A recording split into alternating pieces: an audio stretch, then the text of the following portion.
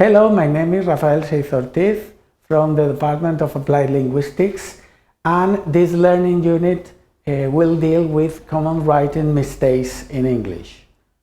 These are the contents of the presentation. We will deal with some of the most typical writing mistakes and a summary of them. The objective is to make the student aware of the most common mistakes made by a great quantity of students and learners when writing in the English language. And the idea is to use these mistakes in order to build up a kind of a tool to revise, a kind of checklist to revise writing and improve writing in the future. We will start with some of the most typical mistakes. The first one is the omission of the subject. In English, we nearly always need a subject in the sentence, such as in the example, cannot stand the heat in this place is the incorrect sentence, which will be, I cannot stand the heat in this place. During this presentation, we will mark the incorrect sentence first. Another related mistake is the incorrect use of word order in English. In English, the most typical word order is subject plus verb plus object. As we said, we need the subject, and the subject must come first. So we have an incorrect sentence. Rapidly close the valve to avoid leaks. The correct alternative would be, they rapidly close the valve to avoid leaks. Another possible source of mistakes is the incorrect use of causative verbs and their related structures. Here we have three of the most typical causative expressions with verb make, allow, and prevent. Make something happen, allow somebody to do something, or prevent something from happening. We have to respect the prepositions and the structures. For example, a typical mistake would be to say, this allowed that we could finish the task.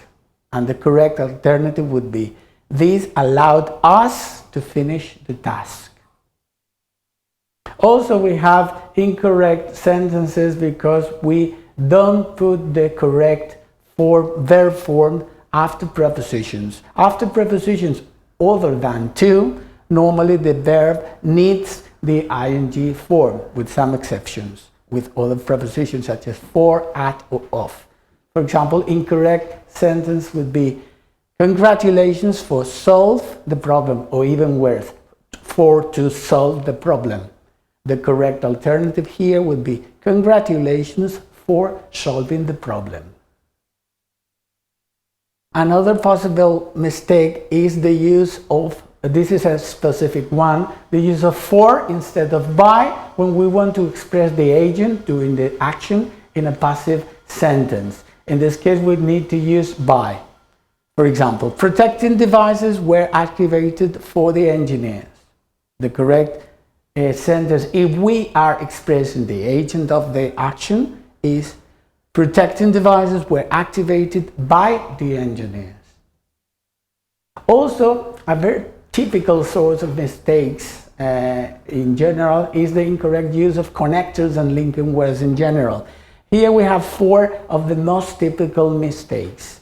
The confusion between after and afterwards, between although and nevertheless, between due and due to, and between because and because of. We will have an example with after. After they assess the state of the structure would be incorrect because we have to express it like that. Afterwards, they assess the state of the structure. That would be the correct one. Also, the incorrect ending of certain verbs are typically written by many students that tend to end many verbs, especially process verbs, in ate. And this is not always the case. So we cannot say we can consider it a demanding problem. That would be incorrect. We have to say we can consider the correct form of the verb, it a demanding problem.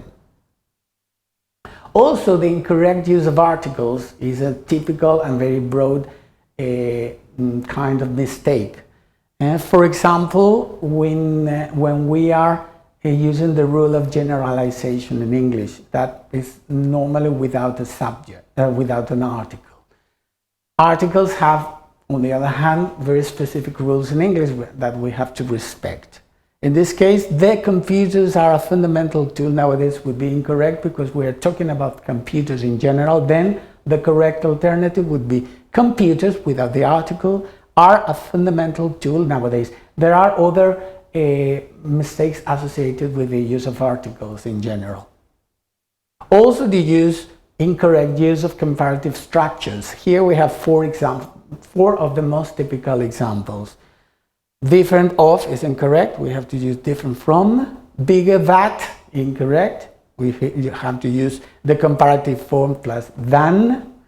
And we use as plus as with a noun in the middle, and if we use a noun in the middle instead of an adjective, we need many if it's a countable noun, as many computers as, or much if it's an uncountable noun, as much information as. We have to take this into account. Another mistake related to the use of comparative forms has to do with a very specific type of comparative structure, the so-called gradual comparative structure. It is formed by the use of the plus comparative, the plus comparative. And there are many possible incorrect alternatives. This is one of them. When more carbon it contains, it gets harder. Normally students get confused with this construction. The correct one would be the more carbon it contains, the harder it gets. And also we have a general source of mistakes to do with concordance. Concordance mistakes, such as with a noun and the verb, the third person in the singular with an S, or the determiner plus noun. Here we have a typical example. These valves are used for fluid control. We have to use the plural in the determiner. These valves are used for fluid control. Also, a typical mistake would be, and repeated mistake, is to write the adjective in the plural and after the noun, not before the noun, which is the rule. This is a typical mistake in a sentence. It is surrounded by metals, corrosives. The correct one would be, it is surrounded by corrosive metals. Other mistakes have to do with the use of specific vocabulary. You have to check that the vocabulary you are using is correct, especially if it's specific. The use of punctuation. A very typical mistake here is to separate the subject and the verb with a comma, or direct translations from the first language or the mother tongue. So, most mistakes, if we classify these mistakes, they are normal due to the word order, vocabulary structures and expressions, the incorrect use of grammar, concordance problems, problems with punctuation, and also bad translations from your mother tongue. And well, there are of course many more mistakes, but here we have summarized most of some of the most typical ones when writing. In conclusion, it is important to know and to apply the correct rules of the language and not translate from your first language.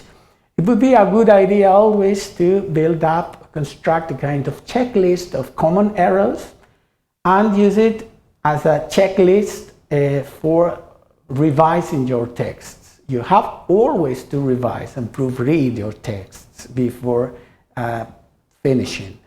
And a good idea also would be to use specific dictionaries that are available in the market or lists of common errors that can help us to build up this checklist of common errors.